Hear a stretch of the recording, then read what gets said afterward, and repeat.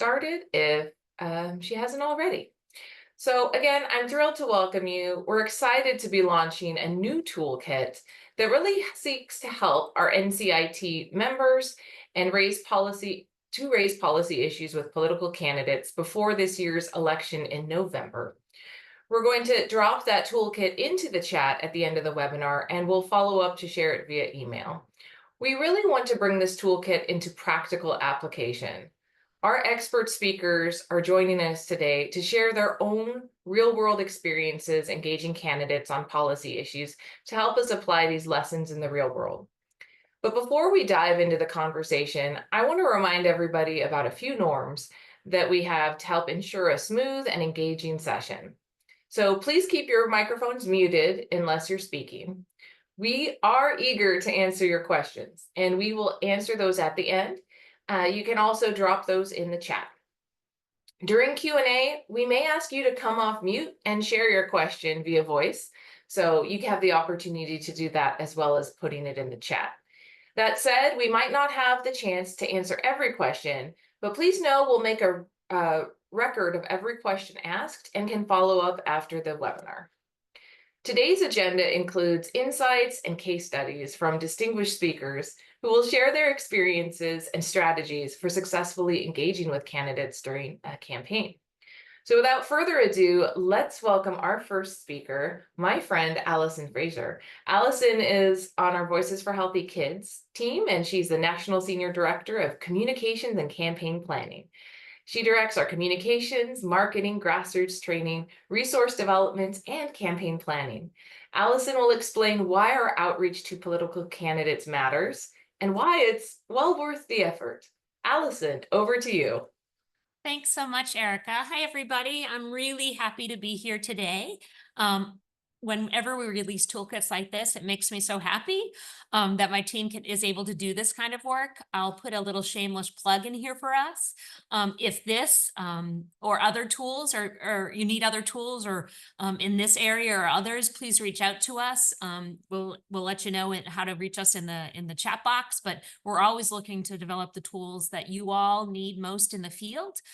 So feel free to reach out at any point when you need some new resources. But here today, we're talking about why NCIT members should engage with candidates. And as members of the NCIT, we really have a unique opportunity to shape the future of policies affecting babies, toddlers, and their families. Our engagement with candidates during election campaigns is not just beneficial, but it's really essential. Today's candidates, we really need to think about them as tomorrow's policymakers. By engaging with them now, we can influence their understanding and prioritization of issues critical to early childhood. And this proactive approach, I should say, ensures that our voices are heard before those candidates assume office and start making the decisions that impact all of our communities. The benefits of engaging candidates are huge, really. Candidates often face really steep learning curves on various policy issues.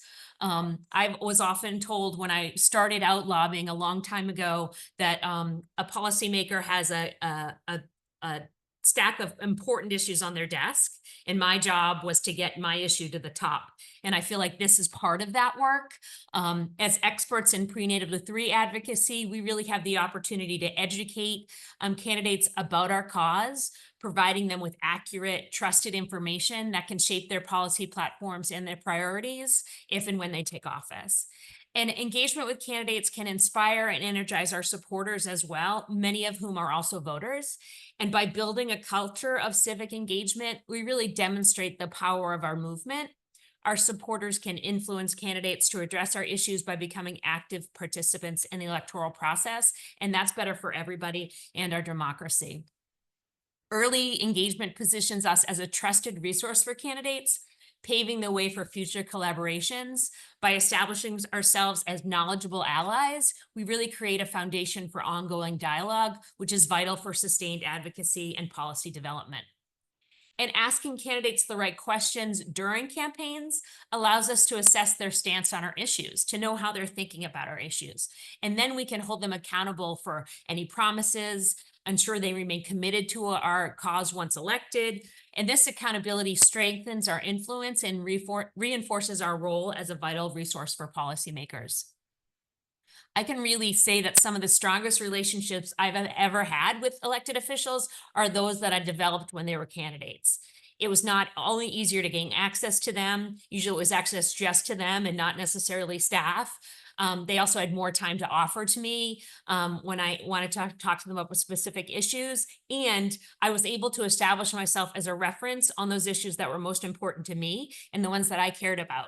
So that once they got in office, when they were thinking of like, oh, I want to talk to somebody about childcare issues, they knew me, they knew my name, and they were able to reach out, making that relationship stronger and serving really as a resource for them.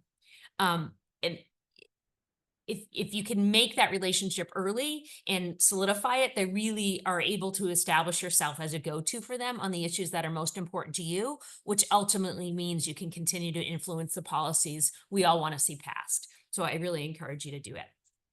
And then engaging with candidates during election campaigns is really a strategic investment in our advocacy efforts.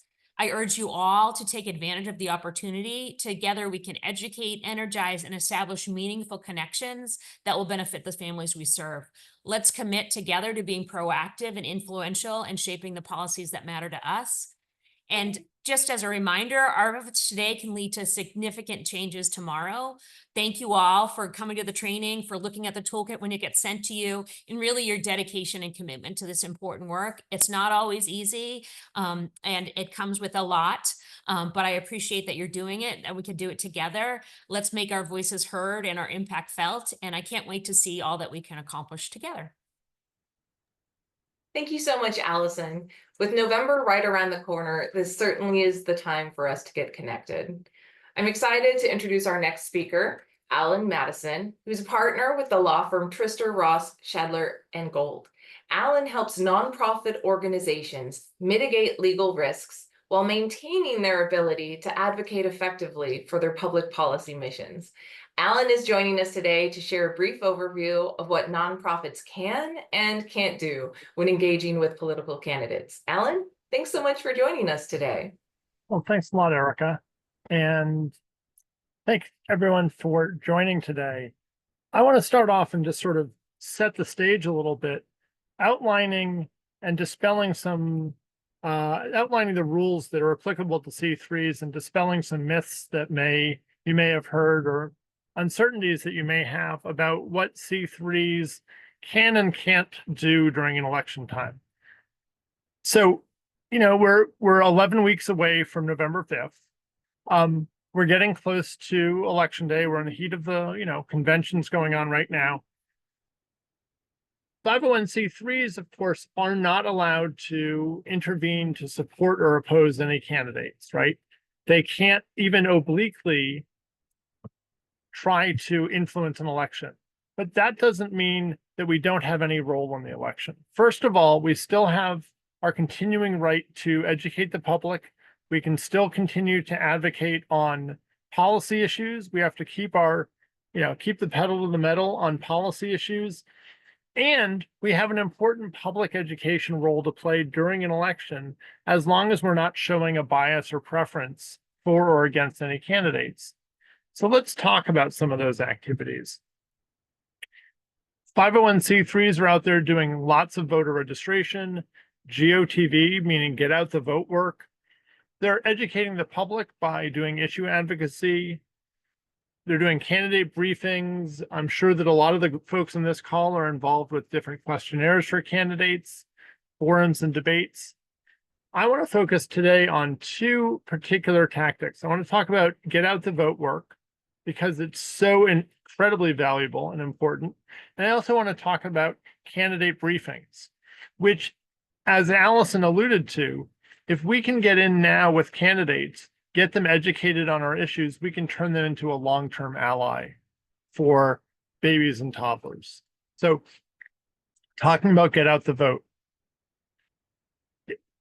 There's a lot of groups out there that are registering voters, but what we really need to do is to make sure everyone who's registered goes ahead and casts their ballot.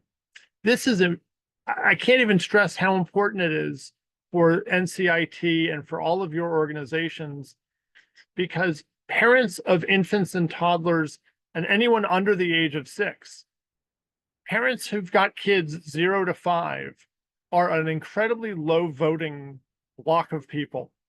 And the reason for that is obvious once you think about it. They just don't have time on their hands. The cost for voting is, you've got to get childcare, you've got to get someone to watch your kid. Your kid's used to eating at a certain time. It's really hard to vote if you have a child between the ages of 0 to 5. So the more that we can do, and so the political science shows that there's a huge drop-off when people have kids and when they have kids 0 to 5 in the house. We need to do all we can to make it easier for those folks to vote and to encourage them to understand that they need to make sure that their voices are heard in order to get policies adopted that are going to benefit people who have young children. But, that whole panoply of issues, I don't need to go through it for you right now. That could mean encouraging childcare centers to stay open later. It could be encouraging people to use early voting. The science shows that when people use vote by mail, that gap of parents who have young kids, the gap completely closes when vote by mail is implemented. So the more, when parents have time, they can get their ballot at home, take the time, that they have and fill out that ballot. Vote by mail eliminates that gap of parents 0 to 5 and how low they vote. And the other important thing is, for all of these messages, you're allowed to use foundation grants to do it. Foundation grants generally prohibit the conduct of what's called a voter registration drive, but you're allowed to use foundation grants if you're not registering voters, but are instead encouraging voters to cast their ballots, doing this nonpartisan GOTV. The boundaries are, it has to be nonpartisan, meaning it can't support particular candidates or parties. And so what we mean by this is have a broad panoply of issues if you're going to be talking about issues. You can't, for example, tell people vote for a candidate who's going to raise the minimum wage. You can't say vote to ensure free access to childcare. But what you can say are broad issues that encompass all candidates. Vote to keep families healthy. Vote to make sure that kids have a strong start. Vote to protect early education, things like those broad messages. And if you can pile them all on top of each other, vote for healthcare, a strong economy, good jobs, and a strong start for babies and toddlers, that's going to encompass all candidates. And the IRS will say that that is a totally safe message for a 501c3 to implement.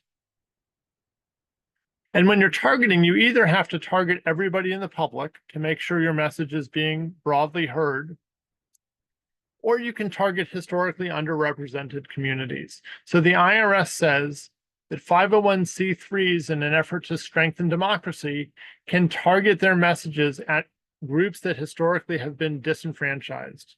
Black voters, Latinos, women, young voters. 501c3 funds can be used for get out the vote work to help overcome these historic barriers. The other important element of election work is candidate education. And what this is just as you're out there educating the public, you're allowed to educate candidates about your issues. The key is you have to be making the information available to all candidates for a given office. So what organizations will do is put together a material packet, right? They'll send a packet of materials to all the candidates for a given office, maybe all the candidates for governor, all the candidates for mayor, state rep in a particular area. Send them the packet and say, hey, we'd love to sit down and talk about these issues whenever it's convenient for you. Not all the candidates will take you up on it, but any candidate who chooses to take you up on it, by all means, go in, sit down with them for an hour, talk about your issue, bring stories alive, bring some parents in the briefing with them, help them understand how these issues impact families in your district, and help them become someone who cares about your issue. The earlier you can start in somebody's political career, meaning the lower the level of the office, people running for city council, people running for state rep, they've probably never thought about your issues before. And so if you can go in and educate these candidates before they've ever had to take a position on your issues, you can change the trajectory of their career. You can change the way that they think about these issues, help them understand the stories of the families that are impacted by your issues, and they can change that trajectory for that entire part of their career as they climb the political ladder. You're going to get in there and talk to somebody who's never run for office before. Now they're running for state rep. Someday they're going to be a governor. Someday they're going to be a senator. And they're going to keep relying on your organization as a trusted resource for information because you established that relationship with them back when they were running for state rep or back when they were running for city council, and they came to rely on you for that information, and they'll keep coming back to you when your issues arise in the city council or in the state house. The one thing you have to do, unfortunately, is what I call stop when you have success. Often when you sit down with a candidate and talk about these issues, they're going to get fired up and they'll say, hey, I'd love to give a speech on this. I'd love to write an op-ed. Can you write talking points, or can you write an op-ed for me to place in the local newspaper? We can't do that. We cannot become part of their campaign apparatus by providing them with an op-ed.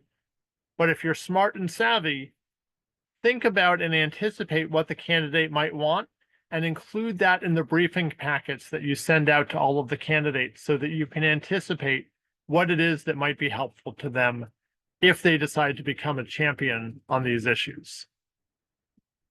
And so with that, I'll turn it back over to you, Erica. And as people have questions, put them in the chat, and we will have a significant Q&A portion later on in this webinar. So it's all you, Erica. Thank you so much, Alan. Those are really fantastic guidelines for nonprofits to keep in mind, and they certainly help us agree that we can do this.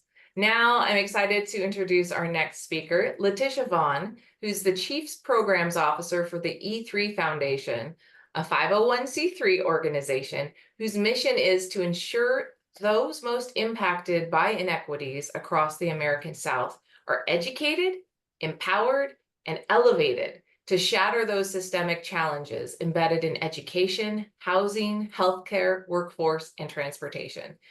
It's probably no surprise to anybody who's here in this webinar today that our political climate can really feel divisive and really challenging to navigate safely. Letitia is here to help us dive into this a bit more and to offer advice to help us navigate this divisive political climate safely for all of our NCIT members. Letitia, thank you for speaking with us today. Thank you, Erica and the NCI team, and Alan, thank you for the advice. I wish I would have had that earlier when I first got it started in this work, but it's extremely helpful. But you didn't know Simone was here? So again, my name is Letitia Vaughn, and I'm with E3 Foundation, and my organization has been working for the past 4 years in the state of South Carolina to ensure that the community is connected to the systems and then knows the actions that they can take to advocate for themselves. And so I'm really here to talk about the elephant in the room, which is the current political reality, because we can't really talk about what we can do unless we acknowledge kind of where we are, how we got to that point. And this is important because the conditions that were created through policy and legislation have created the environment in which our current political reality has been able to thrive.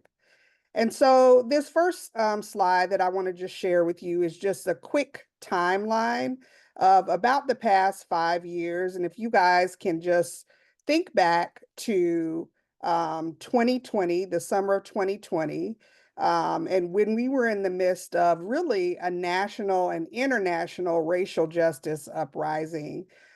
This was a time when we know the world got to see some of the public, what I call lynchings of Black and brown folks, and they responded. They responded by protesting and lots of different other social activities. It was also at this time in June of 2020 that our former President Trump issued a set of executive orders. And those executive orders in July of 2020 were focused on rebuilding monuments to Confederate soldiers that were torn down during the protests. In September of 2020, there was an executive order creating the 1776 Commission to promote patriotic education in response to the 1619 Project. And then in September of 2020, just want to highlight this executive order in particular. So if you can go to the next slide. So in September of 2020, our former president introduces and bans vague and misleading concepts, such as divisive concepts, race and sex stereotyping, and race and sex scapegoating.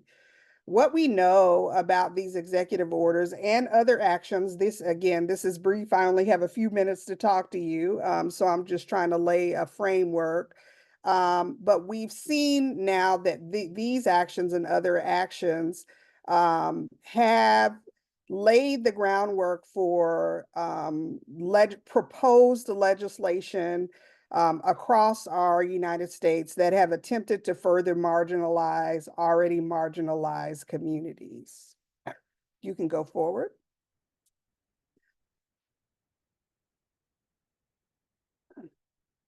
So in South Carolina, where I work, what did that look like and how did we respond and how have we been able to successfully prevent? Because in South Carolina, we are actually one of the few southern states that do not have any laws on the books that kind of go in this direction. So what it looks like for us in South Carolina about this time, and this was about the time that our organization was founded and started doing work, our state superintendent of education also made a comment in alignment with some of the other things that have been happening around CRT. And if we can remember a few years ago, CRT was really the buzzword and kind of this call to action for the other side around things that we wanted that were happening or not happening in schools.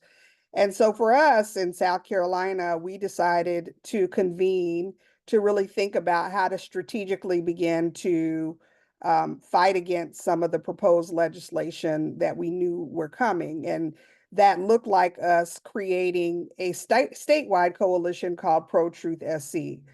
Our founding members of that coalition were our organization, the E3 Foundation, the NAACP Legal Defense Fund, the ACLU of South Carolina, and a local parent organizing organization called the Low Country Black Parents Association. You can go to the next slide. And so for the past actually 3 legislative sessions, we have been, and you have probably seen it in other ways in your states, but I wanted to just highlight what it's looked like over the course of the years in our states. We have been fighting an onslaught of just proposed legislation. You can see in 2020, 21, 22, the legislative session, we had 5 House bills and 1 Senate bills, from critical race theory prohibition to Academic Integrity Act, partisan keep partisan out of civics act. So you can see those. And many of these bills, which you've seen in your own states, are very similar in which they either try to censor how history was taught, they target the LGBTQIA community, they limit resources that are provided to particular communities, which is in our community, they did not fund Medicaid expansion. So many of these proposed bills limited the ability of our community to be able to thrive. You can go to the next slide. In 2022-23, we saw House Bill 3728, which was the Transparency and Integrity in Education Act, which is just, they condensed all of the bills from the previous year and again tried to pass them through. And for us, they did not pass because our strategy was to continue to advocate and delay the passage of those bills, and we were successful in that. And then the last year, you can move forward to 2020, the last year. Additional issues got added in, but all kind of the same theme. And so we saw censorship bills. Now we begin to see DEI bills. We also continue to fight book banning bills. And what is currently enacted in our state funding mechanism is a budget proviso, which does allow some censorship. And so that's where our current fights are. And so I just wanted to show you those because one, we know that that's consistent. It's a consistent strategy that has been employed. And two, to really pivot to really think about like, how did we do this? What were the strategies we used in this current environment? And so I'm just going to like bullet point a few things that are not on slides, but just want to give you a highlight. So one is, I love that this conversation is about like making connections with our lawmakers and our candidates, right? And because for us, in this upcoming election in September, in November, every seat is up for re-election. And so that's huge here, right? And so for us, one of the secret sauces has been this building of a cross-sector coalition and partnerships. It is really, really important for us as a coalition to map our current resources and know where we have gaps, and then work to fill them by adding additional coalition members with those strengths. And what that has looked like for us is in like actual tactical strategy is power mapping and building strategic relationships with our lawmakers and with our candidates. And I would include that includes finding the right person to deliver the message to the person that we're trying to do outreach to. And so outreach is really important, but also the right message with the right messenger has been extremely effective for us. Also, when we think about our coalitions and partnerships, for us being really consistent with our communication, not only to our coalition partners, but to the public. So our whole organization was focused on making information accessible. Nobody has time to go to a state board of education meeting and drive. For us, I live in Charleston. Our boards meet in Columbia. That's a 2-hour drive, then to sit there for 3 hours at a meeting and then to come back. It is like the average person can't do that. And so what we do is we have people attending meetings, we summarize those meetings and we send them out to the public. And then we also give them like 3 things they can do, 3 bite-sized things they can do. So making the information accessible, making the advocacy easy, so that, because what people come up and say to us all the time is, I just don't know what to do. What should I do? I want to help, but I don't know what to do. Even as simple as putting in our newsletters a link to how people can find who their legislators are. You might think that everybody knows that, but everybody does not know how to access even who their legislators are and how to contact them. And so for us, it's been just how do we take all of this information that's happening and swirling on a systems level, and then how do we connect it to the public and make sure the public knows and understands. And then when people go to talk to their electeds, whether it be a school board candidate or their elected officials or whoever we're trying to influence at that time, we provide examples of one pagers around the issue. So Alan was talking specifically about the briefs. We provide those briefs with talking points, condensed talking points about the issues that they can then use to talk to their electeds. So those are just some of the strategies that we've used throughout the last 4 years, and really excited just to be on this call and learn more and share with you all. So thanks for the opportunity. Thank you so much, Letitia. I love the fact that you highlighted that the trip could be 2 hours in one direction, plus the meeting time, and the way that you engage advocates with like the 3 bite-sized things you can do, and also knowing who your elected officials are or the candidates are is so important. So thank you. This was some really great insights. Now I'm going to introduce Joshua Harris, who's on our team. He's a senior manager of communications. Before joining us, he was the director of communications for Black and Brown People Vote and has more than a decade of experience in government relations and communications. Joshua's here to share some real world lessons as well and perspectives from his work in engaging candidates. Something neat about Joshua is that he can actually speak to the other side of the equation, as he was a former candidate for mayor in Baltimore, Maryland. Joshua, we are thrilled to be here with you today and to learn from your experience. Thank you. I'm excited. This is a great topic. Thank you so much. Next slide, please. Again, good afternoon. I'm Joshua Harris, Senior Manager of Marketing Communications for Voices for Healthy Kids and the National Collaborative for Infants and Toddlers. And this is a much needed dialogue that I've learned over the years on how we best engage not just our elected officials, but those who are candidates for political office. Because what we often see is that if someone is engaged enough to run for political office, the chances are more often than not that they'll remain engaged whether they win or not. So it's important for us to begin to build and develop those relationships. And it's a powerful tool for us to be able to engage with candidates who are running for public office.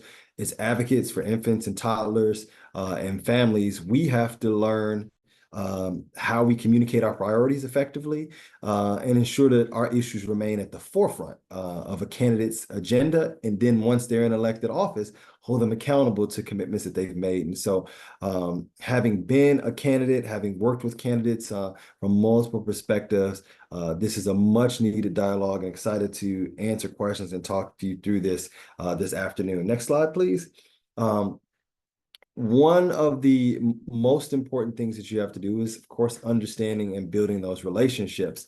And part of that is understanding the landscape, right? Understanding who's running for what office they are, what party affiliations they are, what their backgrounds are.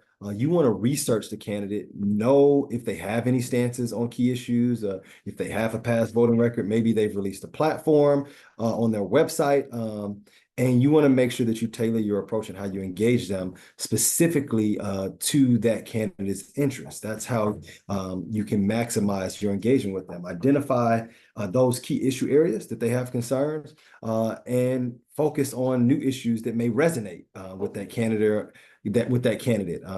That will increase the likelihood of your message being heard and that they'll remember you, right? You also have to remember that when candidates are out campaigning, me personally, when I ran for mayor of Baltimore, I knocked on 10,000 doors alone. It's not counting with volunteers on my campaign staff, but 10,000 doors by myself. And then we had campaign volunteers who knocked on additional doors to that. And so that's at minimum 10,000 people that I spoke to while on the campaign trail. And so it's hard to sort through and keep track of all of that. And so something that will make you memorable is making sure that you're able to connect your issues to something that candidate is passionate about. And that comes to the next point of building those relationships early and often. And I kind of mentioned this earlier, and I know that Allison mentioned it. It's important for us to get ahead of the curve and not wait until someone's chair of a committee in the state legislature or on the city council to then approach and begin to engage them. Because by that time, they have hundreds, if not thousands of others who've been engaging them for longer, much longer than you. And the question is, when you have to make a decision on which issues you prioritize, oftentimes it is associated with those that you have relationship with and have been able to build with longer. So the earlier you're able to engage with a candidate, maybe even before they become a candidate, as I said earlier, oftentimes if folks run for office, they're already engaged at some level. And so knowing that, you will be able to identify. And so I also encourage you, as part of this, when you're building coalitions, you will be able to identify potential leaders who may or may not run for office, but more likely they may have that passion in them and that commitment. And you want to engage those folks on your coalition. You want to utilize them as a resource. And then when that time comes, you'll have that relationship. And the same thing, even if you didn't have a relationship before they announced, engage them as a candidate, right? Now build that relationship, foster ongoing communications, regularly update them about your issues, ask them about the issues that they are passionate about and concerns. I know that one of the things that I dealt with on the campaign trails, you learn as a candidate that voters oftentimes just need someone to talk to about their concerns and their complaints. And so if you're good at being a candidate, you listen, right? But if you, on the other hand, want to be good at having the relationship to get things done with a candidate once they get in office, you also want to be able to listen to them and their concerns, right? And so it's a balanced approach, getting to know and listening to understand, as well as seeking to be heard. So that's a part of building those relationships early and often. And then, of course, you want to leverage your local support. I mentioned this earlier: mobilize grassroots networks, build coalitions, show candidates that there's a strong community backing of your issues. Grassroots support can be a powerful motivator for candidates. They want to know that you are able to lead and move people, because that ultimately helps them to reach more people as well. It's just part of what it is. As a candidate, you have to reach a certain number of voters. And if you spend all of your time talking to one person who has no one else that they're connected to and no one else that they're engaged with, it isn't the most efficient use of your time, versus a coalition of organizations, individuals. They could be neighborhood associations, they could be nonprofit organizations. That now expands that candidate's reach, which is going to be attracting to them no matter what. Next slide. Crafting your message and being prepared. There's several things you should keep in mind when engaging these candidates. I mentioned earlier, you want to do your research on the candidate individually, but then you also want to do your research on their political alignment, the topics, like, again, if they have a platform, and seek to understand their position so that you know how to approach your communication around your position on issues. That's going to help you to tailor your messaging specifically to those candidates. You could live in a space like I'm currently in Baltimore, Maryland, where all of the elected officials are Democrats, right? And so that affects how I approach a situation. But if I lived in Western Maryland or down on the Eastern Shore, where all the elected officials were Republicans, that would change my approach to how I addressed, how I brought my issues to the forefront. And then you may live in a place where it's balanced. And so you get to go and navigate between both worlds. And so making sure that you understand that by doing your research. And then, of course, being specific. Avoid vague questions.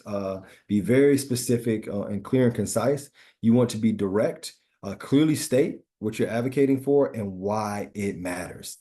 There's a great video called Simon Sinek, Start With Why. People don't buy into what you're doing, they buy into why you're doing it. And so helping candidates to understand your why is critical to really shifting and getting them to move, as well as remember who you are and what your issues are. And that's really the goal, knowing that someone talks to thousands of people a day.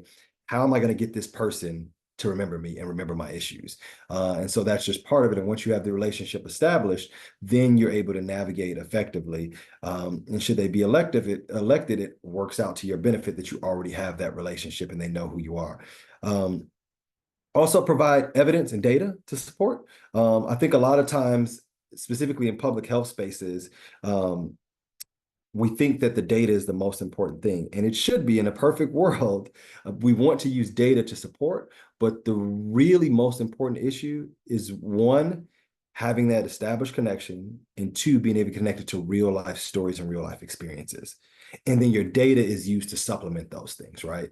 Because these candidates are people just like you. And if something touches your heart and brings you to tears because you see a real life example or someone that is impacting, it's going to more than likely do the same thing to this candidate, right? So while numbers may just be numbers on a page or on a paper, a real life lived experience or an example that you can use is important, but use your data to support your request. In any case studies, it always should support those personal stories that can illustrate the impact on an issue. You also want to make sure that you're localizing your issues many of you may hear the term all politics is local. Candidates and elected officials are very aware of people in their district versus people who are not. We have a lot of people who may be outside of Baltimore City and will come in to complain or file complaints, and our elected officials know who's a resident versus who's not, and they're aware of that. And so make sure that you're always highlighting the local impact on residents in their district for that candidate. Mention that you are a constituent or will be a constituent, or maybe your office is located in their district, or there's a child care center that you want them to know about that's in their district that's struggling with something or needs support. These issues directly impact their constituency in this, so they're more likely to be attracted and want to serve the district that they specifically serve in, because all politics is local. So make sure that you localize that. The other thing is offer solutions, not just problems. When you're a candidate on a campaign trail, lots of people complain about lots of things, but very few people are able to say, and this is a potential solution to this. This is how we can solve this problem.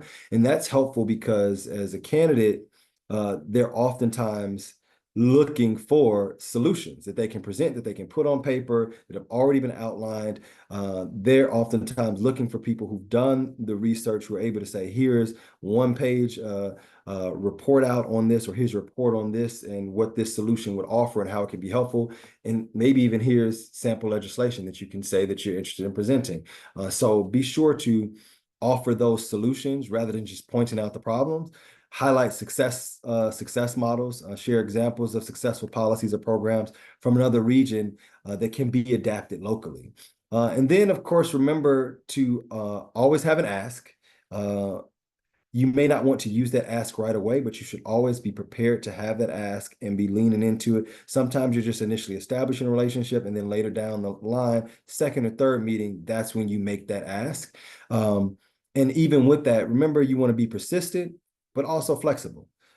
After initial contact, following up with additional information to remind them, remembering that they are busy and not all things are malicious. Sometimes emails get missed or get lost. They have a lot of phone calls, are engaging with constituents. And so being able to be flexible also will make you more valuable to them, because people appreciate when you understand that they're real people too. They have families and things. And so accounting for that is extremely important. And then, of course, it should be a given, being respectful and professional, acknowledging that even if you might disagree with someone on a policy issue, I take the approach that I am willing to have a conversation with anyone about policy, and we can talk about it. I want to hear your perspective, and you should want to hear mine, as long as it's not rooted in against or opposed in someone else's right to exist. I'm willing to have that conversation with you, right? And we can disagree, but let's figure out where we agree on issues, be professional about that, and figure out if maybe we can build a bridge. They're people. We all grow, we adapt, we change our values, our views over time, and candidates do the exact same way, right? And so there's been instances where a candidate may have taken a position early on, and then they learned additional information. It's like, I didn't realize this, or I didn't have anyone in my circle to explain this policy solution to me. And now I know this, and I think that this is more effective. And they change their proposals and their stances on things. It happens all the time. So being aware of that as you're respectful and professional. And I think part of that is also avoiding the partisanship. We know that parties exist. We know that there's sometimes contention there, but at the end of the day, we also know that people are sent to represent people and are running to represent people. And we should believe that all people have good intent to serve their communities, right? And approach it from that perspective rather than creating a divide of us versus them. It's where can we find that intersection and build bridges? Next slide. This is the final slide.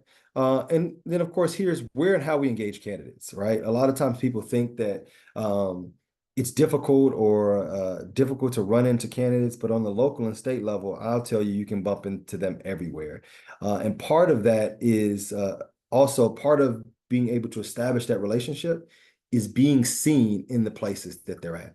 The more often that they see you, the more likely they are to remember you. You don't even have to necessarily have an ask or lay out what your issues are, but just by saying, hey, just want to say hello, with so-and-so, so good to see you again. That goes a long way, and it creates a recency effect in their brain. And so now the next time that they see you, they'll remember you. I can't tell you how many countless times I've just seen a candidate in passing and just said hello and never introduced myself or give an official introduction. But after 5 or 6 times of that, there becomes a familiarity, and they see you and they begin to approach you and engage you, right? And so knowing that there's going to be town halls that exist, there's going to be public events. Sometimes there'll be fundraisers, there could be party events, political party events, and you are able to go to fundraisers without always donating, right? You can show up and just say, just recently, I went to fundraisers for 2 candidates running for Senate, 2 different parties, and I was like, I have to be present at both of these. I'm not making a commitment to either, but either one of them wins, I'm going to have to work with them, right? And so knowing and being able to engage them in that way, and not say I'm only going to this candidate because we don't know, while we may have our personal pick, organizationally, whoever wins, we're going to have to work with. And so it's important to be able to do that and have those relationships established. So again, also social media and email, great resource and tool. You'd be surprised by how far 10 tweets from 10 constituents will get you with engaging with a candidate. So if you're able to organize 10 people to tweet a candidate, it could go far. Or send 10 emails. They're like, why are people emailing me? And then, of course, site visits and things like that in the district. If there's, again, a child center in the district, maybe you can get them to visit or come to a community day or an ice cream social that center is having, and just reaching out to invite is important. But you can identify where these candidates will be at, and how you can bump into them, if you will. It's so important just to be seen in certain spaces so the candidates remember you. And so hopefully these are some tips that you're able to utilize in real life as you engage with candidates who hopefully go on to become elected officials beyond this. That is all. I think that's my last slide. There may be one more slide. Yep, that's it. All right. Thank you so much, Joshua. It's really great to have your experience both as a person who's engaged with candidates and being a candidate yourself. I know we had a question that came in from Monique, and I wanted to clarify that today we weren't having candidates on our webinar. It was how folks can engage with you in your own communities when you're thinking of, should I approach a candidate? Giving you the why and also giving you the how. But Monique, I see your hand up. Would you like to ask a question? Okay, good afternoon, everybody. I don't actually have a question because I understand the young man said to come with suggestions.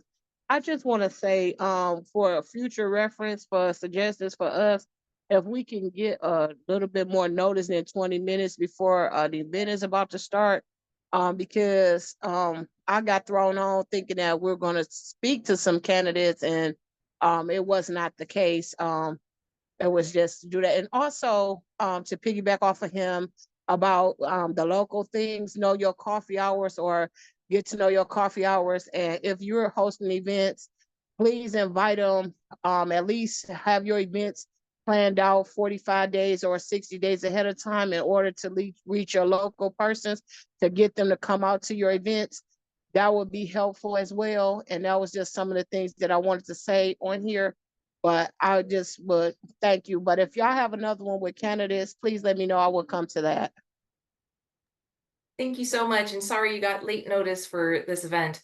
I think one of the tricky things about engaging with candidates that Alan can probably speak to is when you do invite a candidate to an event that's hosted by a nonprofit, you have to invite all of them and also give them equal opportunity to be able to speak, because you wouldn't want to look like you are exhibiting preferentialism for one candidate over another. So I think that's specifically, like, for us in this webinar, why we featured a former candidate and not a current candidate. Alan, did you want to speak to that at all? Sure. The more that we can include candidates in our events, the better off we're going to be. And as Erica says, we just need to make sure that we have equal opportunity for folks. So if you're hosting a community picnic or other kind of event, an open house at an organization, for example, by all means, invite as many candidates as you can. Invite all of the candidates for any given office. You might want to let them know that this is not a campaigning event, so they shouldn't be handing out stickers or literature or other material there, but it's a great opportunity for them to come and meet the constituencies that use whatever facilities you're running. One of the pictures I used, for example, was of a senator reading to kids at a Head Start facility. You don't have to invite all of the candidates for the same exact time period. You don't want to, a chain of 6 candidates reading to a bunch of 2-year-olds. That ain't going to work. But invite them to come at their own leisure, making sure that they all have equal opportunities so that, they're all coming whenever it's convenient for them. And you probably want to set it up so it's just an opportunity for them to read to the kids and to meet with your staff and meet with maybe the parent advisory council, for example, if it's a Head Start facility, and not invite the press, because you don't want to turn it into a campaign press event at this point. You would rather just have it set up as an opportunity for people to get to know and understand your issues. Right. And so that would also contain whatever your nonprofit's social media presence is too. So you couldn't just take a picture of one senator reading to the kids and send that out, or another candidate, because that would be seen as a candidate promotion or endorsement, implied endorsement. Right. But if you invite all of them and, 2 out of the 6 candidates take you up on reading to the kids, go ahead and post just those 2. And you can also note that you invited all of the candidates. Good clarifications. And we've got Simone with a hand up.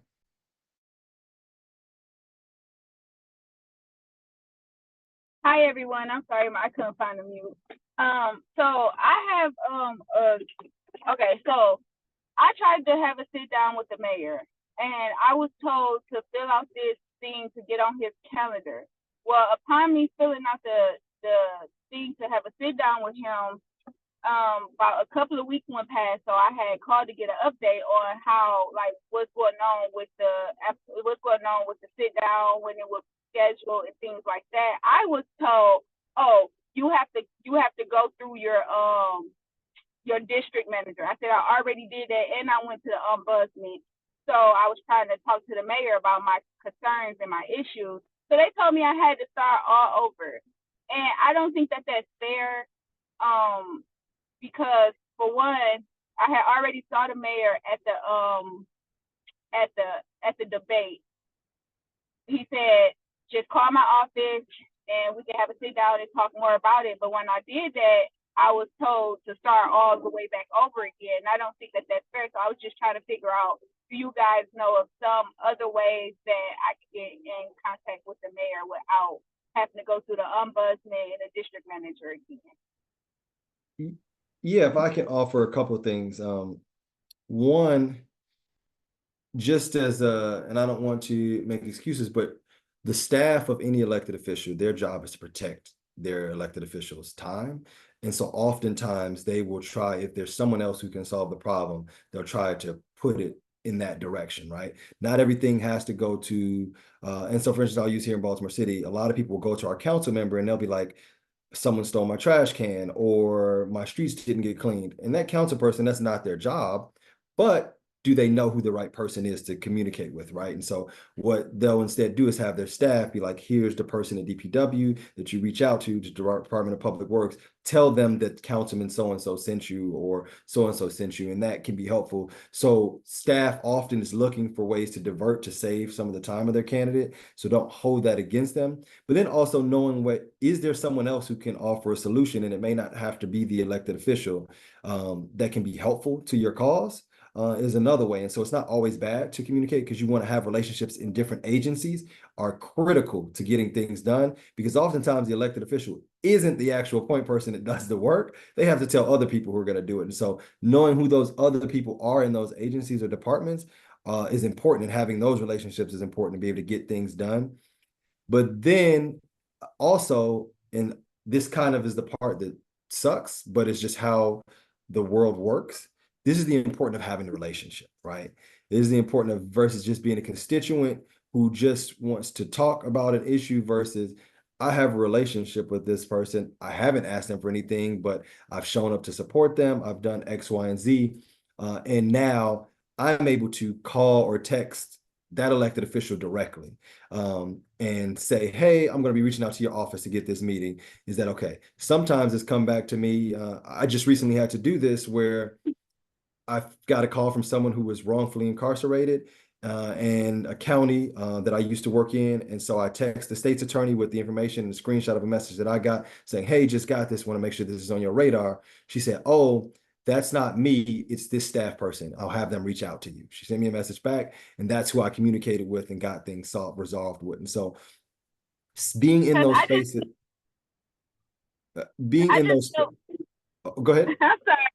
I'm sorry. I just feel like, you know, I didn't did everything that I was supposed to do as far as going through the people to try to figure out where's our money, where's the money being, if it's allocated already for, why don't none of these programs have any funding? And they telling the community, like, I just found out yesterday that I was trying for the card grant. All of the Department of Health and Human Services was telling me, oh, we don't have funding, but I just found out yesterday that they did have funding all that time. They funding just ran out in June.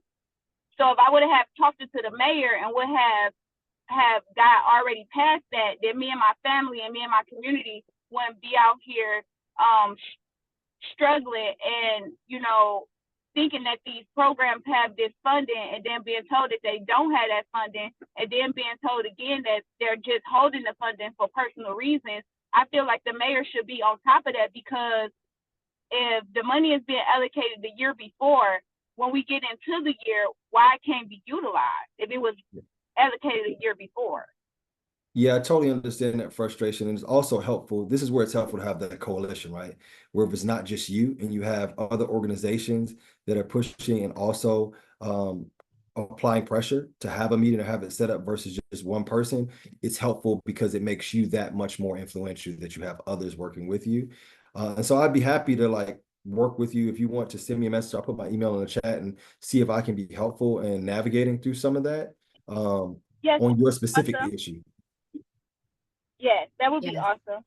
Great, great. And folks, just wanted to thank you so much for joining today. We are unfortunately at time, but I'm excited to have a couple of things for you to consider. One, we have our post survey here.